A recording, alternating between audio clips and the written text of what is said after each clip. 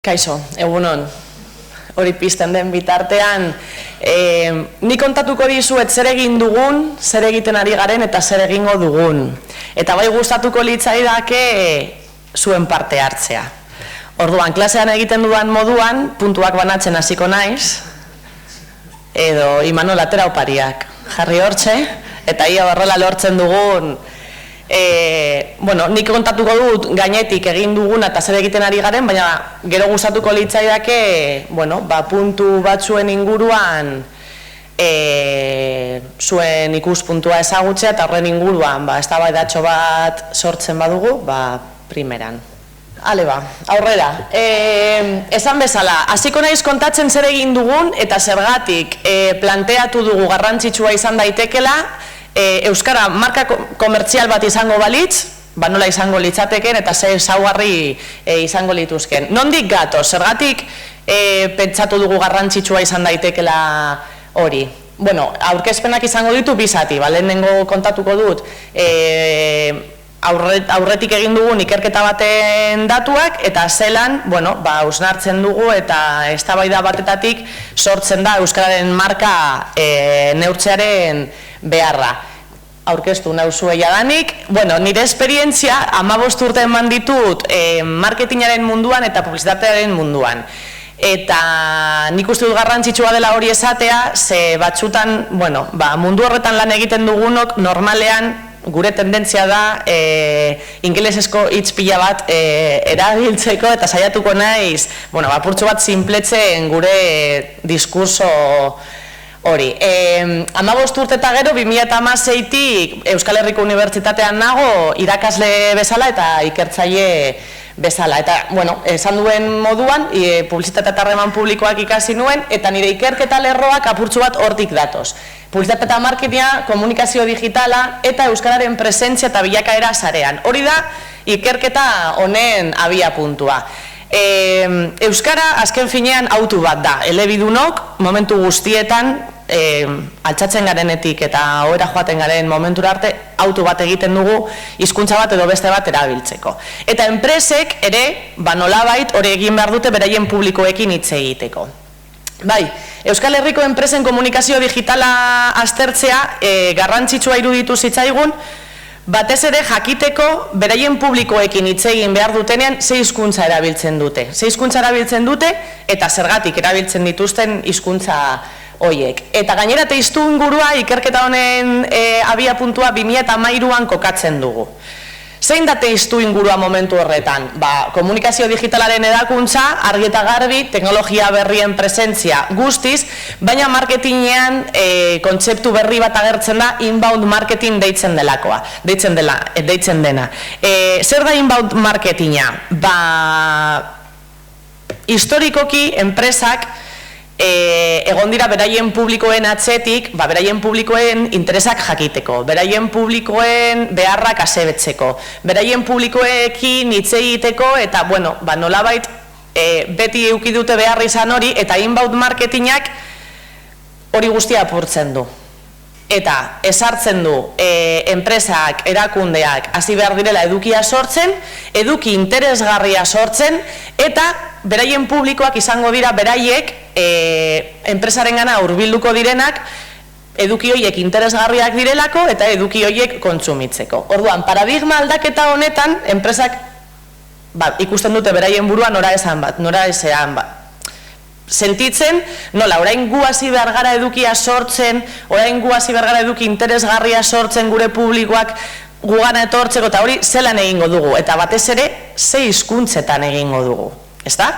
Orduan, guk hartu genuen lagin bat, 320 enpresa elkarrizketatu genituen, sektorez berdinetakoak, tamainaz berdinetakoak, eta interesatzen zitzaigun jakitean nora esen honetan abia puntuan, hau da, 2013an, zelan hasi ziren beraien komunikazio digitala lantzen sare sozialetan, baina ez hori bakarrik, 2013an egin genuen ikerketa bat, eta ikerketa bera 2017an egin genuen ere, zertarako jakiteko abia puntua zein zen, baina batez ere bilakaera. Hau da, komunikazio digital hori sortzen zeuden enpresen bilakara eta ia bilakara horrek hizkuntzen erabileran bainolako ondorioak edo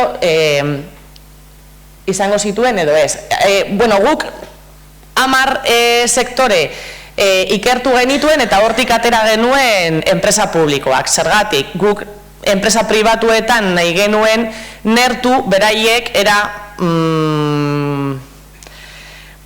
borondatezko batekin ze hizkuntza erabiltzen zuten, ze azken finean uste dugu, bueno, erakunde publikoetan badagoela nolabaiteko babesa euskara erabiltzeko eta enpresa pribatuetan azkenean beraien autua da guztiz. Esan dugun moduan 2013an hasi zen ikerketa eta 2017an galdetegi berdina bidali genuen.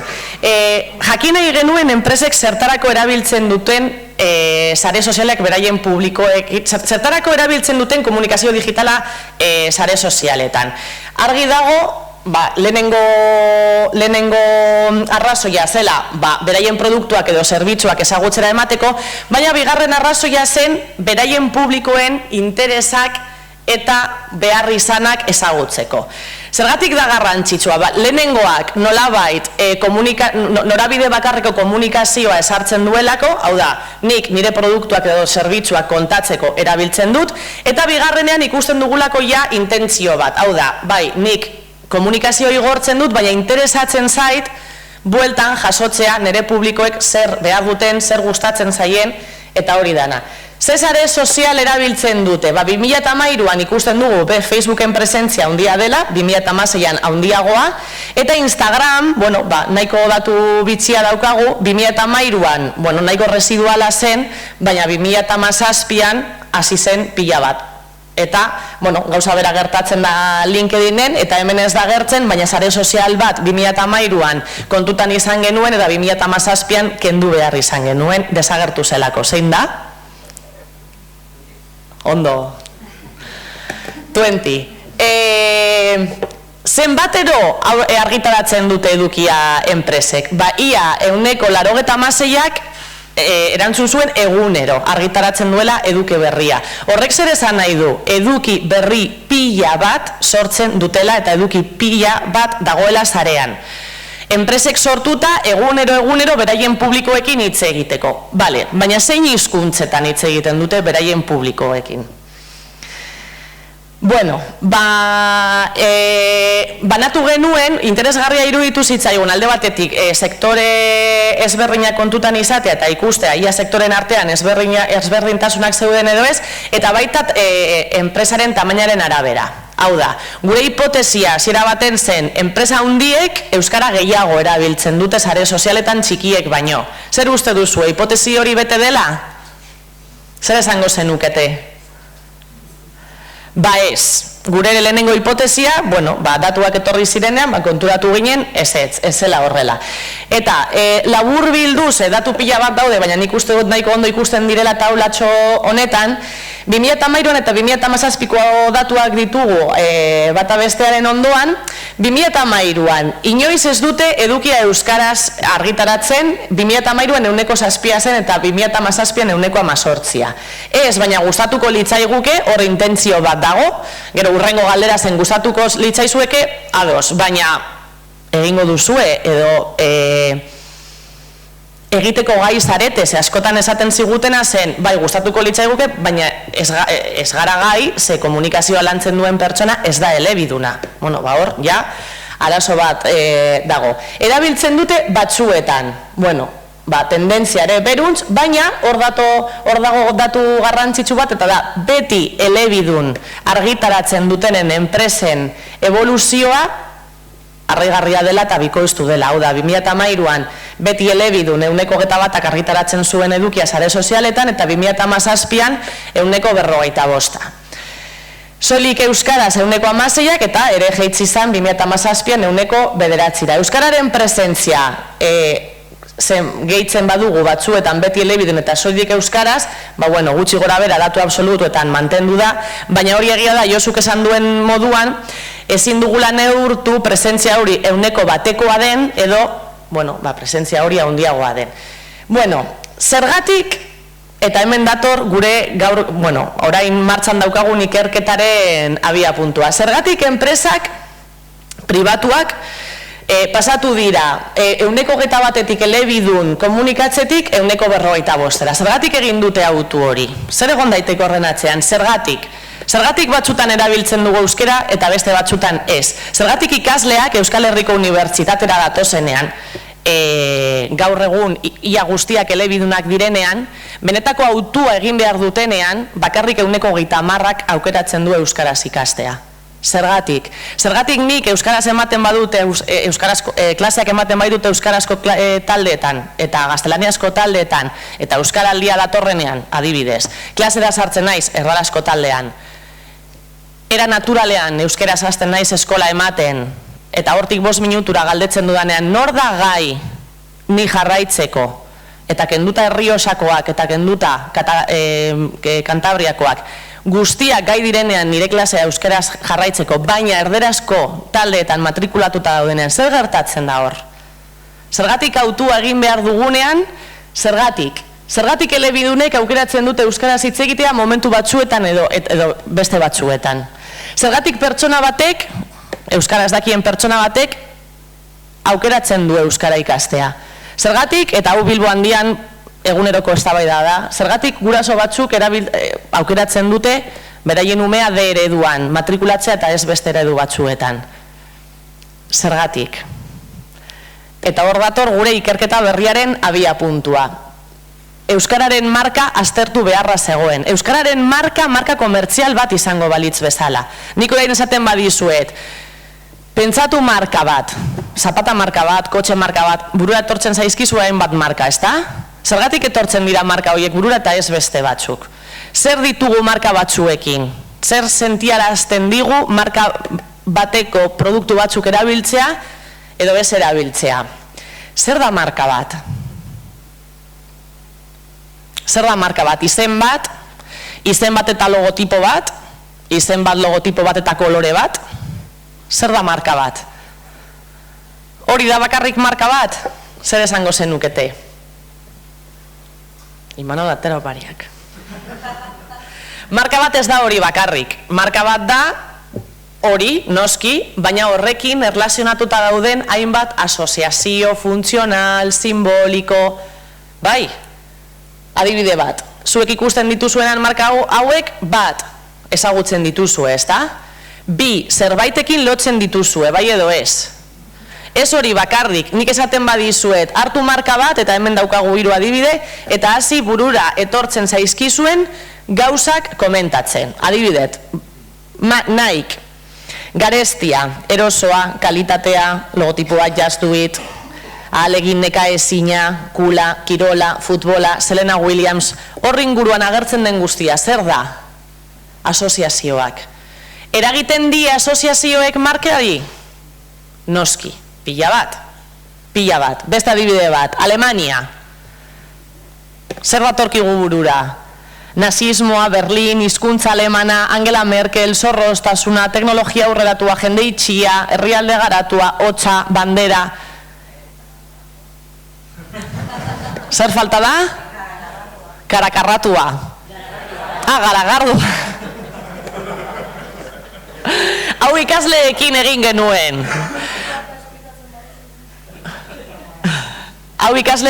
genuen. Eta hainbat asoziazio atera ziren, pila bat. Batzuk niretzat, arraroak edo, baina, klaro, bakoitzaren buruan dagoena kontutan hartu beharreko. Hau gure ideia da, euskara jartzen badugu hor azpian, hemen, euskaldunok, asoziazio batzuk etortzen zaizkigu burura, baina euskaldunak ez direnentzat, euskara esaten dugunean, asoziazio batzuk datoz burura ere. Eta, klaro, kontutan hartu behar dugu, marka baten asoziazio guztiak edo marka baten neurketa egiteko mundu guztiak parte hartu behar duela horretan, ez bakarrik euskaldunak. Eta oso zaila da, batzutan ulertzea, guretzako asoziazio batzuk ditugulako eta beste batzutan, beste batzuentzat, beste batzuk. Euskararekin egingo bagenu, zer etortzen zaigu burura? Zer asoziazio? Gurasoak. Zer gehiago? Konfidantza. Zer gehiago? herria, danak dira baliagarriak, hau da, norbaiti bururatzen zaiona da, elkartzen duelako marka horrekin, asoziazio hori, orduan danak dira baliagarriak. Zer da marka identitatea? Marka identitatea da zer garen eta zer esan nahi dugun, baina gero ezin dugu ahaztu marka irudia, eta marka irudia da nola ikusten gaituzten. Gauza bat da zer esan nahi dugun, eta beste gauza bat da kanpotik zelan ikusten gaituzten. Zelan uztartzen ditugu bi kontzeptu hauek markagintzarekin, branding deitzen den kontzeptu horrekin. Zelan balio proposamenak egiten. Zer dira balio proposamenak? Alde batetik ditugu produktu ezaugarri batzuk, onura funtzionalak. Argi eta garbi, produktu edo zerbitzu hori erabiltzen dugunean, onura funtzional batzuk ditugu. Beste batzuk ditugu emozionalak direnak, oso garrantzitsuak ere, eta onura autoadierazleak. Guzti horrekin daukagu pertsibitutako balioa, eta zuk pertsibitzen duzun balioa, eta nik pertsibitzen dudan balioa ezberdina da. Baina biak kontutan izan behar ditugu marka horren balioa neurtzeko. Eta noski, ezberdintzeko. Marka asko daude, hizkuntza asko daude, eta, kokatu behar dugu hor, ezberdinketa prozesu horretan, esperientziak eta horrekin erlazionatuta doan guztia. Zer egin dugu guk? Edo zer egiten ari garen, hobeto esateko, ze 2019an hasi gara, eta 2020an bukatzeko, ahalegina egingo dugu. Kontzeptu berri bat sortu, lehenengo. Language branding deitzen dena. Orain arte, inork ez ditu hizkuntzak horrela aztertu, brandingaren kontzeptua oso sarra da, historikoki eta inguru komertzialera egokituta urteak eta urteak eta urteak eman ditu marka berriak sortzen, markak berkokatzen, baina inoiz ez da hau eraman hizkuntzen eremura. Bai eraman da hirien eremura eta bai eraman da herrialdeen eremura. Nation branding, city branding, marka Espainia, hori dana landu da, baina ez da landu hizkuntzekin.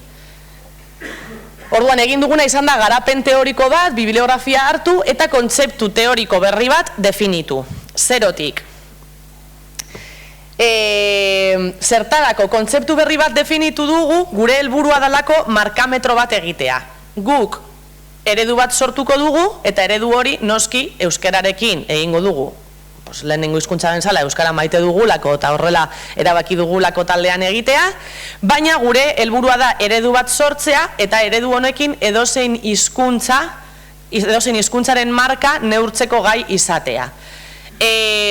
Hizkuntza gutxituentzat dago bakarrik aurreikusia modeloa? Ez da pentsatu ere. Hizkuntza hegemonikoek landu behar dute beraien marka gutxituek bezala. Argi eta garbi. Hizkuntza hegemonikoek hiztun gehiago dituztela? Bai, baina horrek ez du esan nahi, Coca-Cola bezalako marka batek nola kontsumitzaile pila bat dituen, ez du jarraitu behar bere brandina eta bere publizitatea eta beraien estrategiak jorratzen. Hori ez da inoiz geratzen eta gure intentzioa da euskararekin egitea inkesta baten bitartez 2020 bitartean, 2020aren bukaeran datuak ematea eta ez hori bakarrik.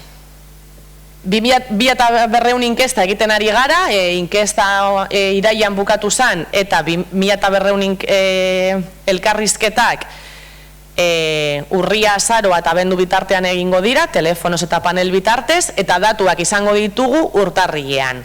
Datuak aztertuko ditugu eta euskararen marka zein den irudikatuko dugu.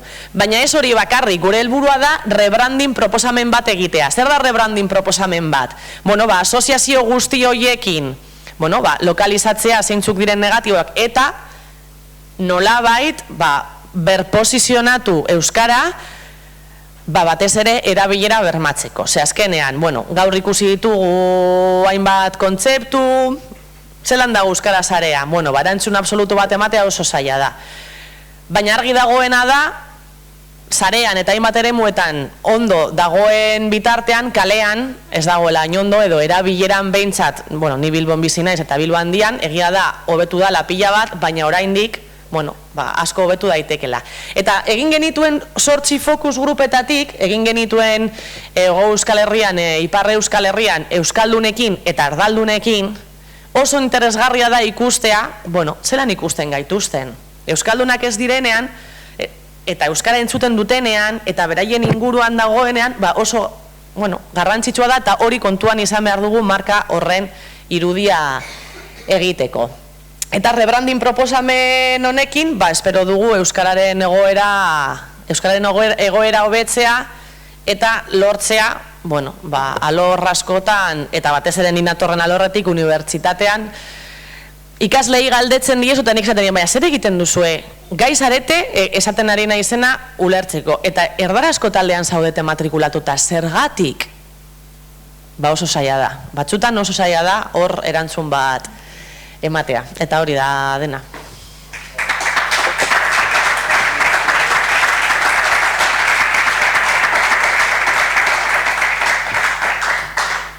Galderak? Bai, bueno, guk egin dugun ikerketa, aurkeztu, bueno, language brandingaren ikerketa proiektuaren proposamena aurkeztu genuen bideialdi ezberdinetara eta bietan ukatu, bueno, ez zuten finantziatu. Oso interesgarria, baina ez dago finantziaziorik hori egiteko, ederto. Orduan, egin genuena izan zen dirua bilatu gure kabuz. Aurkeztu genion proiektua Euskal Herriko Unibertsitateari eta 8 eragile ezberdinei, eta hau egiten ari gara finantziazio horri esker. 8 eragile, bueno, bai, AEK, EMUN, Kontseilua, Ikastolen Elkartea, beraiek jarritako diruari esker egiten ari gara. Eta aurkezpena egin genuen irailaren bukaeran Bilbon, eta noski, datuak ditugunean, egingo dugu alde batetik euskararen markaren irudiaren aurkezpena, eta rebranding proposamen hori. Egingo den, edo ez den egingo gure proposamena aurrera eraman, hori ja ez dago gure esku. Baina, bueno, interesgarria da jakitea behintzat diagnostikoa zein den eta hortik aurrera egin daitekeena. Kongresu baten egon ginen Holandan, orain dela hilabete batzuk, hau kontzeptua aurkezten eta nazioarteko hainbat erakundetik ja, bueno, interesa daukate eta markametro hori eginda daukagunean, beraiek ere beraien hizkuntzekin probatu nahi dutela esan digute. Angerinen azpian dagoen gizon horrek azpian, gotzonek, zioen hizkuntza aukeraketa neurri handi batean gaitasunaren menpe dagoela, ezta? Pelotari batek bezala, pelotari batek ze pelotari ematen dio, ze eskukin ematen dio pelotari ondoen moldatzen den eskuarekin, ezta? Gazte horiek ere behar bada... Ez dut uste, kasu horretan ez dut uste, ez. Ez, gai direlako ulertzeko, gai direlako nahi izatea. Egindako fokus grupetatik atera dira gauza oso interesgarriak, oso deigarriak, batzutan oso tristeak eta batzutan oso fuerteak. Baina hori onartu behar dugu horrela dela eta kontutan izan behar dugu. Adibidez, fuertea. Nik egiten dut karrera erderaz, gaztelaniaz, pentsatzen dudalako, eta hau askotan errepikatzen da, maila gehiago dagoela erderazko irakasgaietan, euskarazko irakasgaietan baino. Eta nik esaten diet, ados, nik ematen dut irakasgai bera, 4. mailan, 2 taldeetan. Irakaslea berdina da, teoria berdina da, materiala berdina da. Zergatik da hobeagoa gaztelaniaz, euskeraz baino. Ja hor ez dakit erantzuten, baina kanpotik pertsibitutakoa etxean, lagunen artean, gizartean, nonbaiten dago hori. Eta orduan, kanpaina azkenengo 3-4 urteetan, kanpaina handia eginda matrikulazioan, jendea jartzen da, beraiekin hitz egiteko eta animatzeko karrera euskara segitera, eta egia da igo dela, matrikulazioa igo dela nahikotxo. Baina lata guztiz, erderazko taldeetan euskaldun pila dago. Bai.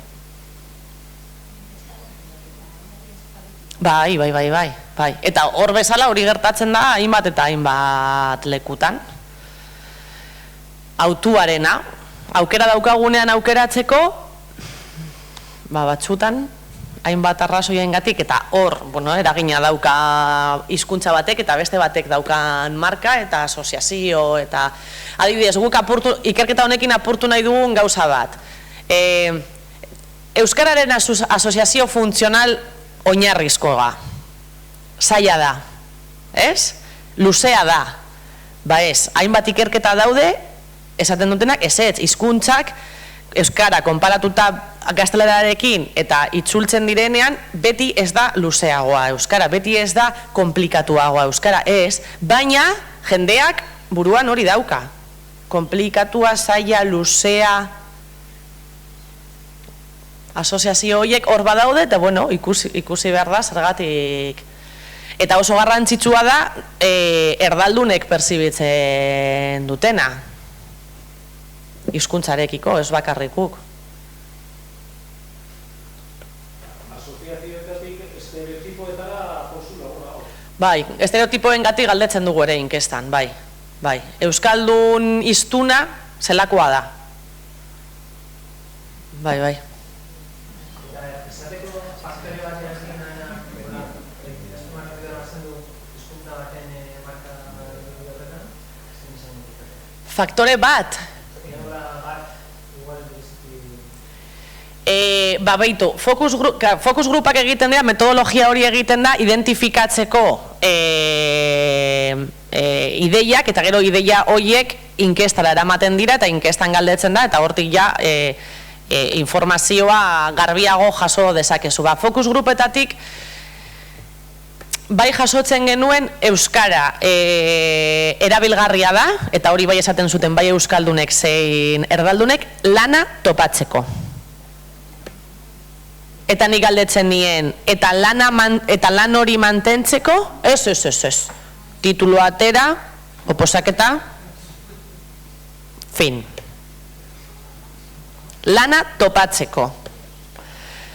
Eta egia da, lanaren, guk egia da, erabiltzen dugu arrazoi hori, matrikulazio kanpainak daudenean, nolabait, mugitzeko hor zalantzan daudenak, gero agian lan aukera gehiago edo lan aukera hobeagoak edo, zabaltzen dela hor profilak, hau da, komunikazioarekin erlazionatutako profil berriak egia da, eta enpresen elkarrizketatik hori ondorioztatu genuen ere, enpresetatik esaten ziguten, guri gustatuko litzaiguke komunikazio elebiduna egitea, baina horretarako behar dugu profesionalak elebidunak izatea. Eta gero, profesionalak unibertsitatean azkenengo 4 urteak gazteleraz ikasten badaude, ateratzen dira lan merkatura, eta beraien sentsazioa euskararekiko da ez naiz gai. Eman ditut 4 urte erderaz ikasten, eta ja ez dut ikusten nire burua komunikazio euskaraz gauzatzeko. Orduan, hor dago erronka bat, baina bai, faktore hori beti dago. Eta euskarari gertatzen zaio eta ostera katalanari ez. Hori, lana topatzearena. Gero, interesgarria izango da batzuk beste batzuekin konparatzea, ere. Gaztelaniari ez zaio hori, igual hizkuntza hegemonikoa denez, ez dakit. Listo.